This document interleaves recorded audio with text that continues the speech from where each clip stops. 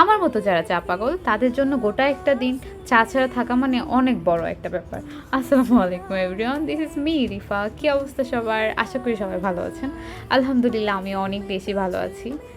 অনেক দিন হয়ে যায় আপনাদের সাথে কোনো ব্লগ শেয়ার করা হয় না, ছোটো কোনো রিলস শেয়ার করা হয় না, কারণ আমি সময় করে উঠতে পারি না। দেখা যায় যে নতুন মানুষের আগমনে আমি সব কিছু গুছিয়ে উঠতে আমার টাইম লাগতেছে। তো যাই হোক, সকাল থেকেই নাকি গ্যাস থাকবে না বলে দেওয়া হয়েছে, তাও আবার 2 দিন। সবার টেনশন, কি রান্না করা হবে, কিভাবে দুপুরে খাবে, কিভাবে রাত্রে খাবে। আর আমি সারাদিন টেনশন করতেছিলাম আমি সারাদিন চা ছাড়া কীভাবে থাকবো। আর এটা ভাবতে ভাবতে আমার মাথা ব্যথা শুরু করে দিয়েছিল। তো ভাবতে ভাবতে হঠাৎ করে মনে হলো বাসায় যেহেতু রাইস কুকার আছে আর এটাতে যেহেতু ভাত করাই যাবে, আর সারাক্ষণই আমি ভিডিও দেখতে থাকি যে এটাতে তরকারিও করা যায়, এই সেই সব গরমও করা যায়, তাহলে চা কেন করা যাবে না। তার জন্য আজকে চা বানানোর জন্য আমি রাইস কুকার ইউজ করছি। আর চাটা একদম পারফেক্ট হয়েছিল, দুর্দান্ত স্বাদ হয়েছিল। আর চা বরাবরই আমার কাছে খুব ভালো লাগে। আর রাইস কুকারে করা এই চা খেতে খেতে আজকের মতো আল্লাহ হাফেজ। সবাই অনেক ভালো থাকবেন আর আমার জন্য অনেক অনেক অনেক বেশি দোয়া করবেন। আল্লাহ হাফেজ, টাটা।